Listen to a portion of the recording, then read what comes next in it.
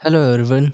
कैसे हो आप सब? आई होप आपकी लाइफ सही चल रही होगी। ये फ्लेम एम्पर का एपिसोड नंबर 471। पिछले एपिसोड में जियान एंटर करता है एल्फ लेयर में, जैसे ही सिनेस्टर ईविल पावर प्रदूषित कर चुकी थी। हमें एल्फ लेयर के बिल्कुल सेंटर में याओजी की स्टैचू के साथ साथ फायर एल्फ क्लैन की ग्रेट एल्डर भी देखने को मिलती है, और साथ में होता है गोल्डन कॉफिन। फाइनली इसमें से एक ईविल एंटिटी बाहर निकलती है, जिसकी और की वजह से सबके दिल दहल जाते हैं। आगे हुई थी इंटेंस बैटल। फाइनली जियान को एक अपॉर्चुनिटी मिलती है, जिसका फायदा उठा के ग्रेट एल्डर की फॉर्मेशन का इस्तेमाल करता है और समन करता है एक डेसोलेट एंटिटी को। अब आगे क्या होने वाला है चलो हम जानते हैं इस एपिसोड में। हमारा ध्यान सबसे पहले शाओई के ऊपर गया था। वो जो फील करता है कि जियान का ऑरा बहुत जल्दी फेड हो रहा है। वो कहता है ये क्या है, तभी उसका फोकस जाता है ऊपर की तरफ। उसे फाइनली एक मैसिव डेसोलेट बीस्ट स्पिरिट दिखाई देती है। वहीं पे जियान अपनी होठों पे उंगली प्रेस करके बोलता है शिश, बस कुछ पल और। अभी बेसिकली उस इविल एंटिटी के साथ दोनों एल्डर्स फाइट कर रहे होते हैं। वहीं पे जेनिस एंशिएंट फॉर्मेशन की कंसीलमेंट एबिलिटी का इस्तेमाल करके उस डेसर्ट स्पिरिट को बुलाता है, लेकिन इसके बारे में इविल शैडो को पता नहीं लगा था। शाओई तुरंत ही समझ गया था कि क्या करना है। अपने आईब्रोज के बीच में टच करके बोलता है सेकंड ब्रदर, मैं आपकी हेल्प करता हूँ। उसका रिनकार्नेशन मार्क ग्लो होता है, बॉडी में पर्पल फ्लेम सर्कुलेट होने लगती है। ये सीधे अब्सॉर्ब होती है उस डेसर्ट बीस्ट स्पिरिट के अंदर, जो कि अपनी शेप को ले रहा था। शाओई की हेल्प से वो फिगर काफी जल्दी स्टेबलाइज होता है। हम इसके बारे को एक्सप्लोर होते हुए देखते हैं। बजिंग के साथ साथ फैलती वो टेरिफाइंग वेव, वो प्रेशर जो कि बताता है कि रियल एंशिएंट ओवरलॉर्ड जाग चुका है। अगर ये मूव हुआ तो पूरा स्पेस उधर जाएगा। इस बीस्ट की शेप काफी इरेगुलर थी। ये आधा टाइगर जैसा होता है, आधा बेल जैसा। इसके ह्यूज फ्रेम को ढक रखता है डेड ग्रे एनर्जी ने। सीने के पास amber flame heart purple flames के साथ धड़कता है। इसकी प्रेजेंस को और भी टेरिफाइंग बना देती है। एल्डर याओ जो कि अपनी हैंडसीज को चेंज करके कहीं पीछे एक बड़े से कल्डन को बनाते हैं। इविल शैडो के एक और वॉलेंट अटैक से टकरा गया था। गूंजती क्लैंक की आवाजें। उस अटैक को ब्लॉक करने के बाद भी एल्डर याओ के एक्सप्रेशन बुरे हो जाते हैं। वो कहते हैं मालिन ये काम नहीं करेगा, भले इसकी स्ट्रेंथ 4 स्टार इनकनेशन तक ही रह गई हो, लेकिन तब भी हम दोनों मिलके भी इसे रियल डैमेज नहीं पहुंचा सकते। अगर ये ऐसा ही चलता रहा। इसी इंस्टेंट में गूंजती है जियान की मैस्टिक आवाज। वो आवाज कहती है आई ऑफ गेज। आसमान अपनी आंखें खोलता है, इनमें से फ्लेम बीम्स निकलती हैं। होली फ्लेम की प्योरीफाइंग पावर के साथ साथ जियान की सोल पावर भी थी। उसने उस इविल शैडो के ध्यान को खींच लिया था। उसकी नजरें फॉर्मेशन के ऊपर डेड के पल्स पे जाती हैं। तुरंत ही चेहरे पे सरप्राइज एक्सप्रेशन अपीयर हुआ था। बिना हेजिटेशन की उसकी हथेली हल्के से डार्क गोल्ड कलर से ढकी होती है। वो ऊपर इशारा करती है। हवा में एक डिमोनिक फॉक्स बनी थी, जो कि डेसरेट बीस्ट की तरफ चली जाती है। लेकिन तभी गूंजती बूम क्रैक की आवाज। उस डेसरेट बीस्ट को अपने पैरों को बीच हवा में पटकते हुए देखते हैं। मकड़ी के जाले जैसे क्रैक्स फैले थे। आगे बढ़ने वाली इविल फॉक्स पफ की आवाज से तुरंत ही वैनिश हो गई थी। उस क्रशिंग पावर ने सब कुछ सॉल्व कर लिया था। एट द सेम टाइम पूरे नेस्ट को ढकता है ऐसा प्रेशर कि हजारों पहाड़ ऊपर से गिर पड़े हो। इविल शैडो की आंखों में पहली बार फियर दिखाई देता है। ऊपर ही तरफ देख के बोलता है डैम, लगता है मैंने मिस कैलकुलेट कर दिया। इससे पहले कोई प्लान बना पाता। मालिन और याओगी उसे टाइम नहीं देते। ये आगे बढ़ के बोलते हैं तुम्हारे ओपोनेंट हम हैं, इस बार तुम बच नहीं पाओगे। वर्ल्ड बूमिंग आवाजों से इनके रिनकार्नेशन और रिलीज होते हैं, जो कि शैडो को आगे बढ़ने से रोकते हैं। वो इविल एंटिटी को राके बोलती है मूव। डेसरेट बीस्ट स्पिरिट को स्टेबलाइज होते हुए देख के स्पेशली उसके अंदर का जो amber heart second terrifying pulses को रिलीज करता है। इविल शैडो समझ जाता है कि अब होल्ड बैक नहीं कर सकता। वो हाथ ऊपर उठाता है। उसके शरीर में से फैलते हैं काले शीशे ऐसे फ्रैगमेंट्स। टेक्निक का नाम था मैजिक सील। ये सारे क्रिस्टल उसकी हथेली के ऊपर फ्यूज होने लगते हैं। क्रिस्टल डिमोनिक सील को फॉर्म करते हैं। इस क्रिस्टल के अंदर से बहुत सारी चीखों की आवाजें निकल रही थी। At the same time flicker होती हल्की सी ब्राउन फ्लेम। इसका ऑरा इतना स्ट्रॉन्ग था, इस पल एल्फ ट्राइब में ऐसे ऑरे को कोई पोजेस नहीं करता है। इस फ्लेम को देख के एल्डर मालिन की खोपड़ी के फ्यूज उड़ गए थे। वो कहते हैं ये हमारे पुराने पेट्रिया की पावर है, डैम इट। दोनों एल्डर्स हेजिटेट नहीं करते। कहता है पर्पल स्पिरिट शील्ड, दूसरा बोलता है फायर स्पिरिट शील्ड। इनके सामने दो मैसिव बैरियर्स फॉर्म होते हैं। एल्डर याओगी पीछे जियान से बोलते हैं रिट्रीट। चाहे दोनों एल्डर्स हो या फिर जियान और शाओगुई, ये अपने आप को एल्फ लेयर के बिल्कुल टॉप में ले जाते हैं। ये वही आसमान का स्पॉट था जिसके पीछे वो डेसलेट बीस्ट स्पिरिट फॉर्म हो रही थी। वो डिमोनिक क्रिस्टल शूट होता है जैसे कोई टूटता हुआ तारा आगे बढ़ रहा हो। हवा ट्विस्ट हुई थी, स्पेस डिस्टॉर्ट हुआ था। फाइनली इविल फोर्स जिसमें फायर एल्फ की खुद की फ्लेम मौजूद थी,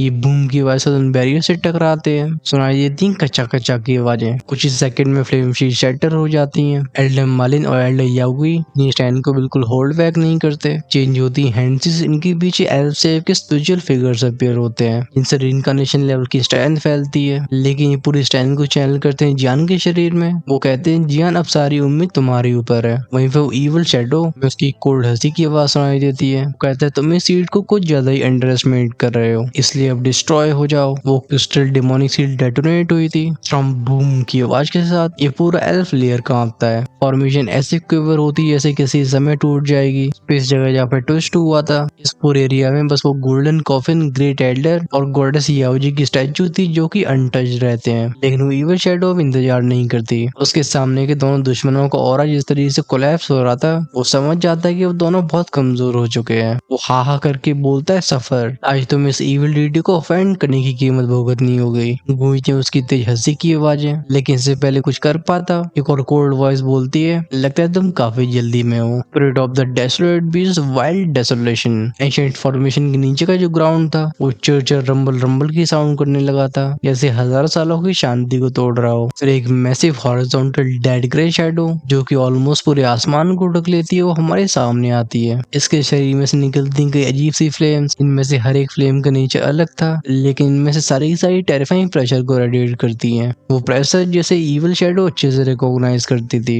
वो इविल शैडो अपनी कांपती आवाज में कहता है इम्पॉसिबल, तुम इस फॉर्मेशन को कंट्रोल कर सकते हो, और इस बीस्ट के ऊपर इतनी सारी फ्लेम्स तुम्हें कहां से मिली। उसका शरीर कांपने लगा था। यार अपनी थंडरस आवाज में कहता है कि फ्लेम्स की पावर को यूज करके इसे एंशिएंट डेसोलेट ओरिजिन से मिलाया गया। मैंने इस डेसोलेट स्पिरिट को बनाया है और आज ये स्पिरिट तुम्हें फिनिश करेगी। जियान और शाओ की बॉडी से उनकी एंशिएंट फ्लेम्स अलग हो जाती हैं। ये पफ पफ के साउंड साथ खुद से सेपरेट होने लगी थी। इनमें अपनी यूनिक फ्लेम मार्किंग्स होती हैं जो डेसोलेट बीस्ट के अंदर समझ आती हैं। ये देख के उसे इविल शैडो को दिमाग झन्ना गया था। वो पहले इन दोनों एल्डर्स को देखता है जो कि पूरी तरह से एग्जॉस्ट हो चुके थे। फिर उसकी नजरें जियान के ऊपर टिक गई थी। आंखों में ओवरवेलिंग फ्यूरी और फियर दिखाई देता है। वो बोलता है टेम्पररी पीक ट्रिपल रिइंकार्नेशन स्ट्रेंथ, और 6 होली फ्लेम्स है। जियान इसकी परवाह नहीं करता। अपनी स्थिर और पावरफुल आवाज में कहता है desolate spirit, Holi flame, secret pattern. और इस होली फ्लेम के मास्टर के साथ इस इविल डीमन को मिलकर खत्म करते हैं। शरीर के अंदर फ्लेम मंत्र एक्टिवेट होता है। गूंजती हैं फश फश की साउंड्स। उसकी बॉडी से एक के बाद एक ब्रिलियंट फ्लेम इरप्ट हुई थी। लेकिन इस बार जियान को कुछ अनयूजुअल तुरंत फील होता है। जब उसने फ्लेम मंत्र एक्टिवेट किया तो उसके अंदर की होली फ्लेम पहले से अलग बिहेव करती है। जियान इसे कनेक्ट करता है दोनों एल्डर्स की रिइंकार्नेशन पावर से, क्योंकि जब इनकी स्ट्रेंथ को रिसीव करने के बाद उसकी कल्टीवेशन रिइंकार्नेशन लेवल पे पहुंच जाती है तो फ्लेम मंत्रा में कुछ अनएक्सपेक्टेड बदलाव होते हैं। उसके शरीर के अंदर की होली फ्लेम्स, इवन शाओ की पर्पल होली फ्लेम, ये अचानक से उसकी तरफ खींची चली जाती हैं। फिर बिना किसी एफर्ट के सारी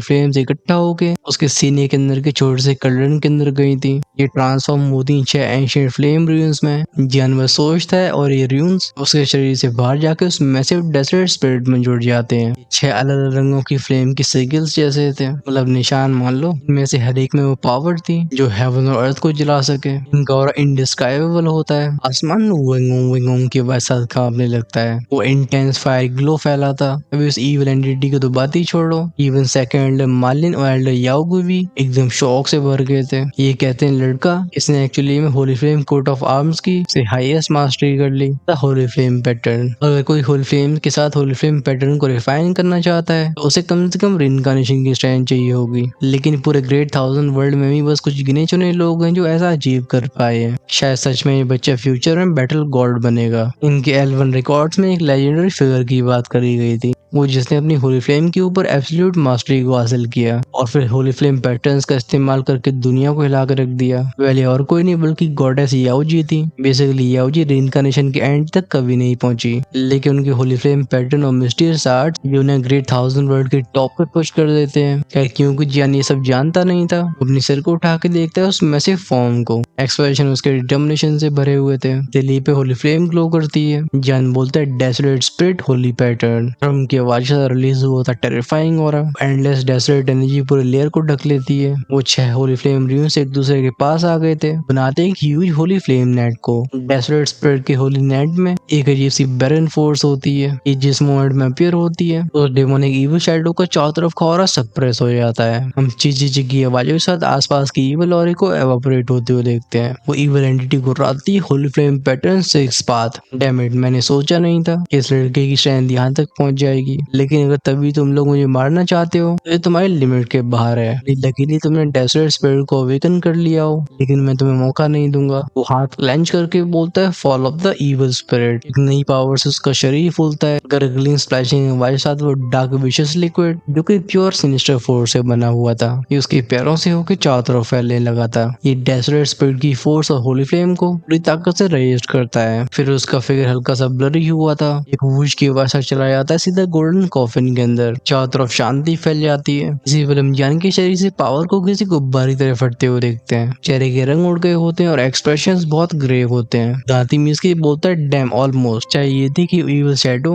और इविल रेस का मेंबर नहीं था, बल्कि बना होता है हजारों इविल थॉट से और एमिनेंट इविल एनर्जीज जो बहुत लंबे समय से यहाँ पनप रही होती हैं। ऑल्दो जान के कंट्रोल में फॉर्मेशन और वो शायद होलफ्लेम पैटर्न्स होते हैं, लेकिन तभी उस पावर को मिटाना आसान नहीं है। और अब क्योंकि एंटिटी भागने में सफल रही है, उसके दिल में एक अनीस भर जाती है। तभी अचानक से हमारा ध्यान जाता है उस ग्रेट एल्डर के ऊपर जो कि गॉडेस याओजी की स्टैचू के सामने बैठी हुई थी। अचानक से उसके मुंह से काले रंग का डेमोनिक ब्लड बाहर आया था। एट द सेम टाइम उसका ऑरा स्टेबलाइज होता है, लेकिन शायद को घंटा फर्क नहीं पड़ता था औरों के बारे में। विकी फ्लैश में अपीयर होता है जियान के साइड में और पूछता है बिग ब्रदर क्या आप ठीक हो? जियान कहता है हाँ मैं ठीक हूँ। चलो पहले एल्डर को देखते हैं। उसकी कमजोरी होली पैटर्न्स के फोर्सफुल एक्टिवेशन से आई होती है कि उसके शरीर में कोई नुकसान हुआ था। वो जिस मोमेंट में सेंस करता है कि ग्रेट एल्डर जाग चुकी है, वो सीधा उनके सामने पहुंचता है। क्योंकि एंशिएंट फॉर्मेशन से इविल शैडो गायब हो गई थी, ये एल्फ फ्लेयर फिर से शांत पड़ गया होता है। ध्यान जाता है हमारा एल्डर मालिन के ऊपर जो उस मिडिल एज वुमन को देखे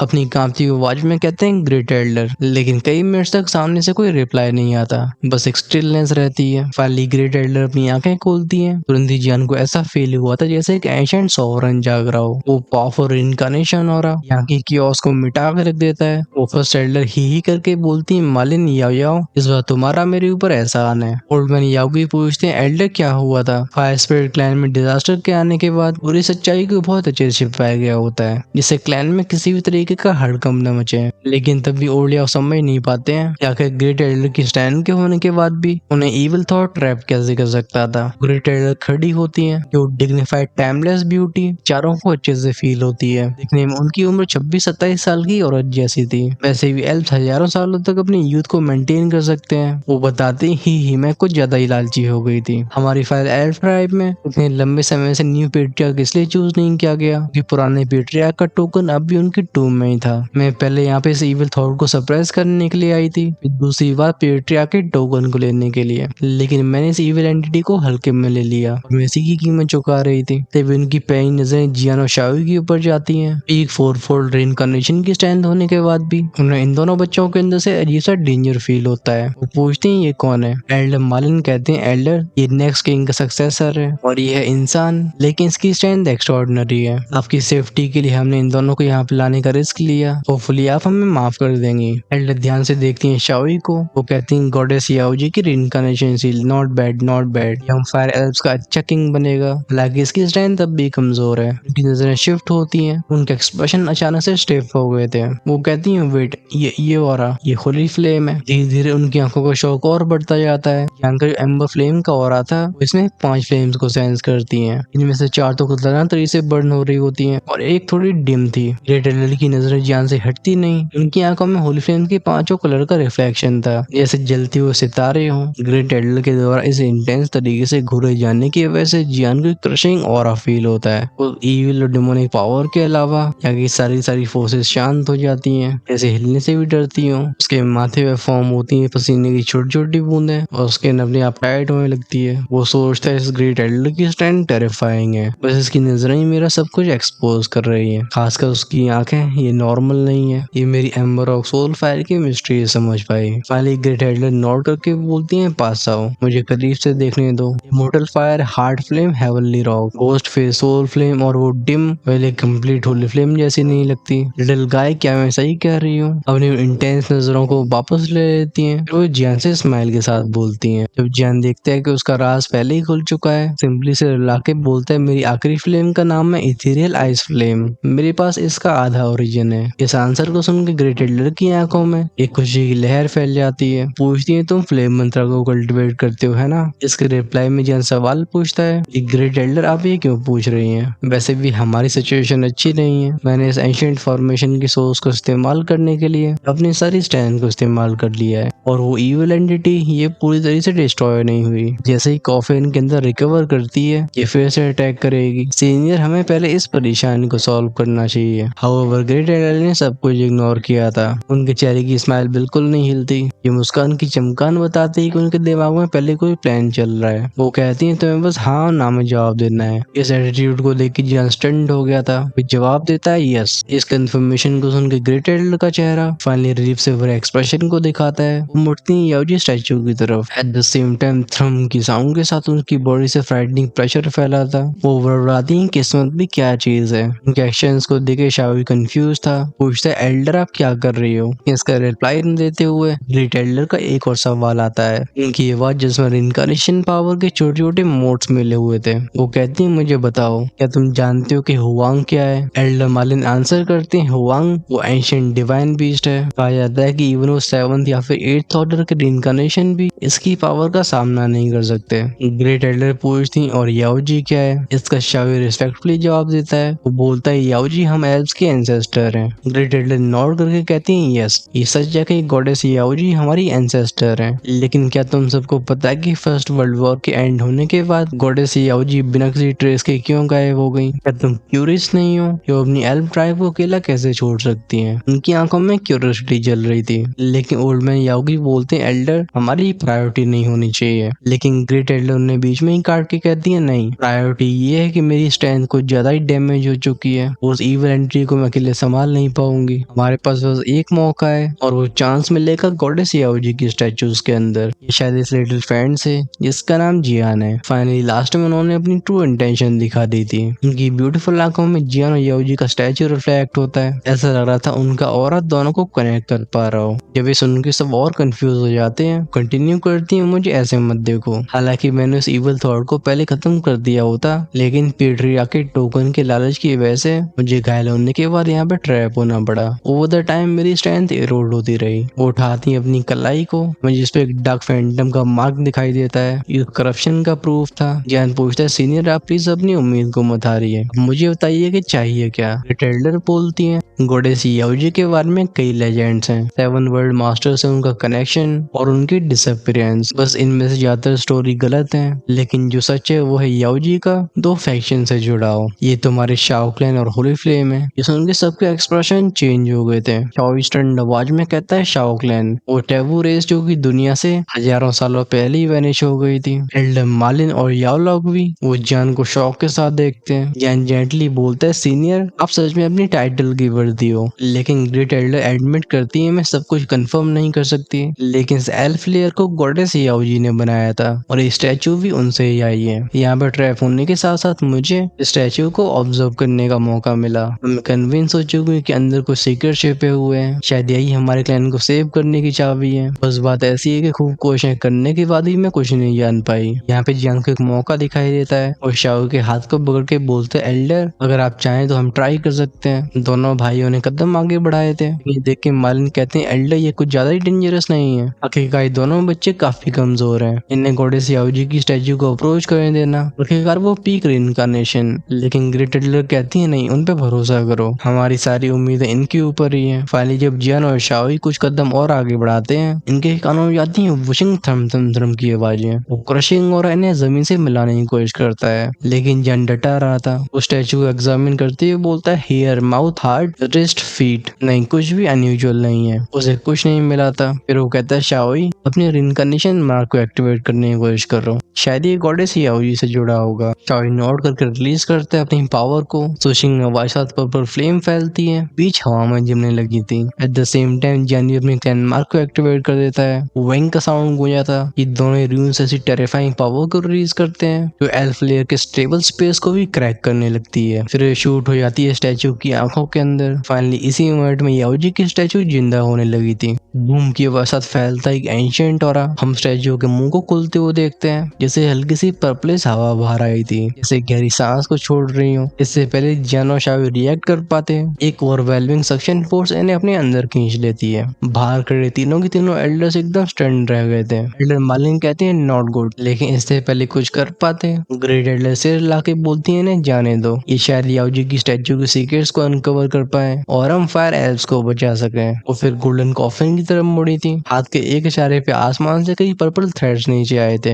इस कॉफिन को चारों तरफ से बाइंड करने लगते हैं। ये सप्रेस करते हैं रिकवरिंग इविल और को। सीन चेंज हुआ था, फोकस जाता है याओजी की स्टैचू के अंदर। वो स्ट्रेंज फोर्स जो कि जियान और शाओई दोनों को बिल्कुल भी रेस्ट करने का मौका नहीं देती। उस फोर्स में इन दोनों के शरीर गोल गोल घूम रहे थे। कुछ मोमेंट्स के बाद सब कुछ शांत होते हुए फील करते हैं, लेकिन उन चक्करों की वजह से इन्हें रिकवर होने में समय लगता है। जियान फैलाता है अपनी स्पिरिचुअल पावर को। वो कहता है हम कहाँ पे हैं। जियान कुछ भी सेंस नहीं कर पाता। ये कुछ ऐसा था जैसे यहाँ की पावर कुछ ज्यादा ही प्योर हो। उसकी बॉडी का जो एग्जॉशन था, मिस्टीरियस पावर उसे तुरंत ही भर देती है। एट द सेम टाइम उसके शरीर के जो भी सीक्रेट्स थे वो जैसे पढ़ लिए गए हो। जियान अपने सिर को हिला के रिकवर करता है और फिर थपथपाता है शाओई के कंधे को। दोनों ही सराउंडिंग्स को चेक करने लगे थे। ये भी एक पर्पल वर्ल्ड में खड़े होते हैं, एक घोंसले जैसा रियल जहाँ पे फूलों की खुशबू फैली होती है और होती है कुछ गर्माहट से भरी वॉलेट फ्लेम्स। इवन इनके पैरों के नीचे की जो मिट्टी थी वही पर्पल चमक रही होती है। इसमें बहती हुई जेंटल पर्पल फायर। नजरें जब जियान के आगे जाती है उसे फॉरेस्ट दिखाई दिया था। बस बात ऐसी थी कि चाहे घास हो या फिर बीस्ट, इवन वो झरने में से कुछ भी रियल नहीं होता है। सब कुछ इल्यूजन जैसा लगता है कि पर्पल फ्लेम से बना हुआ हो। तभी लिटरली कहता है बिग ब्रदर वहां देखो। उसके माथे का रिनकनेशन मार्क ट्रेम्बल हुआ था, जैसे उसके माथे से उधड़ के बाहर जाने की कोशिश कर रहा हो। फिर गूंजती मफल्ड बैंग बैंग बैंग की आवाजें। उसकी बॉडी से पर्पलिश ऑरा इरप्ट होता है। ये इस रीजन के बिल्कुल सेंटर की तरफ बढ़ गया था। इस फ्लेम के विस्फोट ने आसपास की फ्लेम से जन्म लेने वाली सीनरी को बिल्कुल शांत कर दिया होता है। स्पेस शिफ्ट हुआ था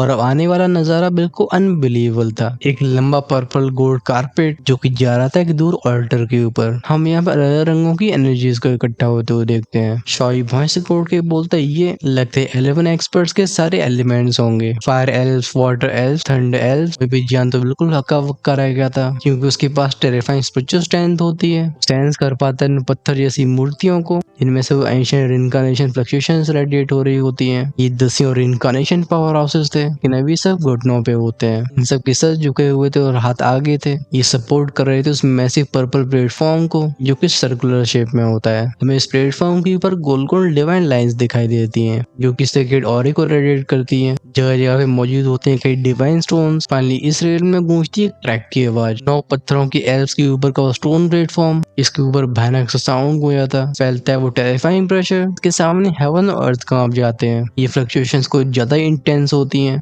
थर्ड के साउंड है जो जियान हो या फिर शाओई, उनके घुटने झुक जाते हैं। पैर मिट्टी में कई इंचेस नीचे गड़ गए थे। इनकी कांपती हुई आंखें देखती हैं उस ह्यूज फैंटम को। शाओई बोलते गो गो क्या वो, वहीं पे जियान बोलते है याओ जी। उस प्लेटफॉर्म पे हल्का सा फिगर अपीयर होता है, गूंजती हुई जेंटल मॉकिंग आवाज जो कहती है वो इमोर्टल को ज्यादा स्ट्रेंजी है। इस ग्रेसफुल फिगर को देख के जैसे जियान को बिजली का झटका लग गया हो। वेल ऐसा होता भी क्यों ना, आखिरकार ये फिगर कैजुअली उसकी एंशिएंट रूलर और फ्लेम एम्पर रिंग को लिए हुए थी। ये दोनों को डिस्टेन और नॉस्टैल्जिया के साथ देख रही होती है। साथ में आंखों की गहराई में होता है एक बिटरनेस, एक कड़वाहट। इमोशंस का ऐसा मिक्सचर था जिसे वो समझ नहीं पाता। लेकिन अभी जियान और शाओई दोनों की खोपड़ियां जना गई होती हैं। उस ओवरवेलमिंग डिवाइन माइट के सामने दोनों हेल्पलेस फील करते हैं। इन्हें ऐसा लगता है जैसे इनकी लाइफ एंड डेथ ये बस इस फिगर के विचारों पर निर्भर करती हो। स्ट्रेंथ इंसानों की समझ के बाहर थी, शायद इनकार्नेशन से भी ऊपर की। जान बोलता है सीनियर। फाइनली वो फिगर जो कि उसके रूलर को देख रही थी वो एलिगेंट और लेजी आवाज में कहती है होली फ्लेम के मास्टर्स, मैंने सोचा ही था तुम लोग हमेशा आग से खेलते रहते हो। हम लगता है मुझे तुम दोनों को यहीं पे खत्म कर देना चाहिए। वो अपनी उंगलियों को फ्लिक करती है।